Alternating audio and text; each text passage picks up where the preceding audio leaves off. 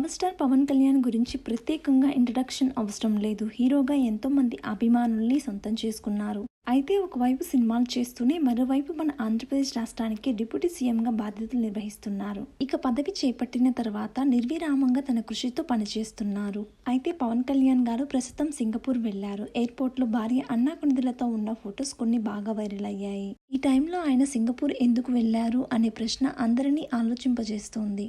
ఆ ప్రశ్నలన్నిటికీ ఒక సమాధానం దొరికింది. సతీమణి అన్నా లెజినావో నేషనల్ యూనివర్సిటీ ఆఫ్ సింగపూర్ నుంచి మాస్టర్స్ డిగ్రీ పట్టా పొందారట. ఆయన భార్య గ్రాడ్యుయేషన్ సెరమనీ కోసం పవన్ కళ్యాణ్ గారు సింగపూర్ వెళ్లారట. అయితే లెజినావో బయట చాలా తక్కువగా కనిపిస్తారు. ఎందుకు అంటే పిల్లల ఆలనపాలన గురించి చూసుకుంటూ ఆమె చదువుకుంటున్నారట.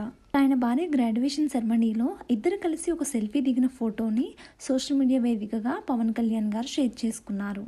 ఆ ఫోటో ప్రస్తుతం వైరల్ అవుతుంది. ఇది చూసిన అభిమానులు అన్నా లెజినావో గారికి సోషల్ మీడియా వేదికగా కంగ్రాచులేషన్స్ తెలియజేస్తున్నారు.